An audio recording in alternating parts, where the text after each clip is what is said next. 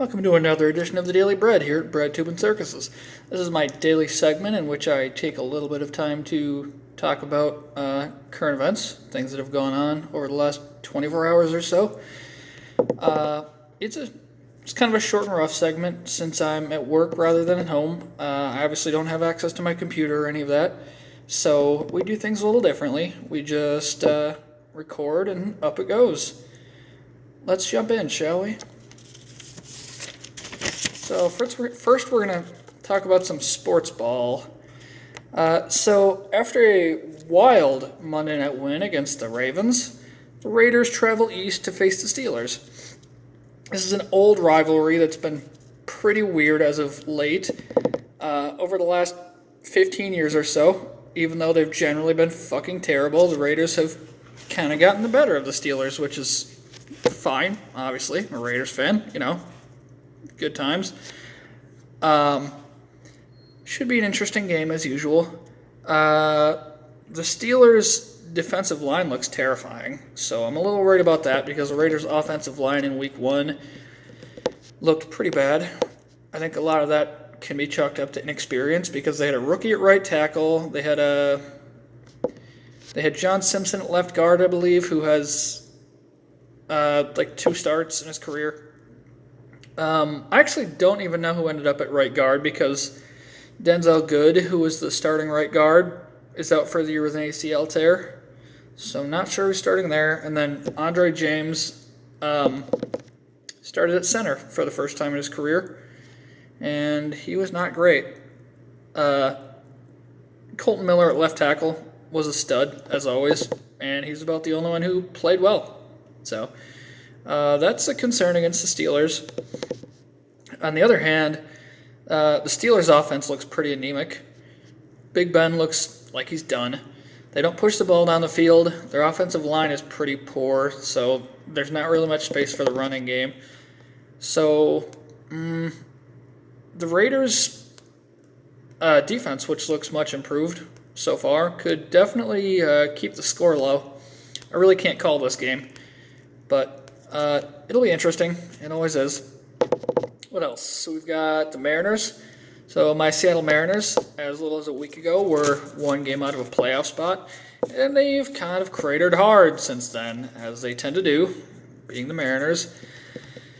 Losing series to the fucking Diamondbacks, who were literally 50 games below 500, and the Red Sox, who are our direct competition for a wild card spot. Going into the year, expectations were pretty low, so the fact that they've been so close to a playoff spot as late as September it's a pleasant surprise for sure, but still, to be that close and to not make it, possibly, would be super disappointing. There's 15 games left, I believe, and I think we've got 9 games against the Angels and the Royals altogether. So, being 4 games out of a wild card spot, we're not dead, but things aren't looking great. Otherwise, there's always next year. Our farm systems is one of the best in the majors. We've got tons of guys looking like absolute studs, including some guys that you didn't expect. So, here's hoping.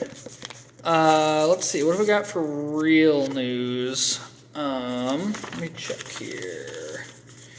Alright, so over in Chicago, we've got Lori Lightfoot passing, or being expected to propose a bill which would, a policy? I don't know, which would allow the city to sue gangs, which is obviously stupid on its face, because most violence can be attributed to poverty, and obviously Chicago has a ton of poverty, and it's disproportionately black people that are in poverty.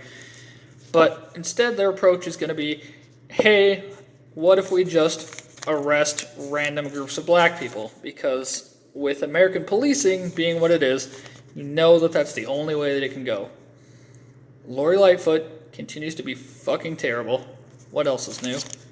Then we've got the California recall last up. Gavin Newsom retained his spot by a comfortable margin of 63 to 30 something. So it wasn't really all that close in the end.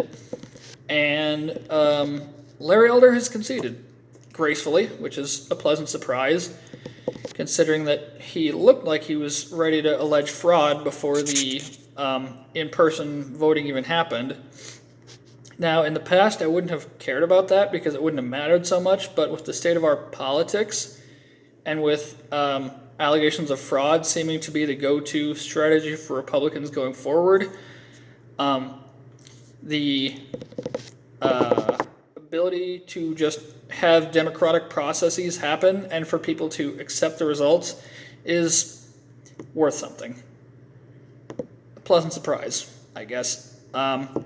And since we've successfully kept another insane right libertarian away from levers of power, I can go back to saying, fuck Gavin Newsom, because he's terrible. Yeah, so I tried something different tonight. Instead of just going off the cuff like I usually do, I sort of scripted things out a little bit. And I would love to hear your opinions on whether that went better or not. So if you would leave a comment below, that would be much appreciated. Like and follow if you would. And I will see you tomorrow. Stay safe, my friends.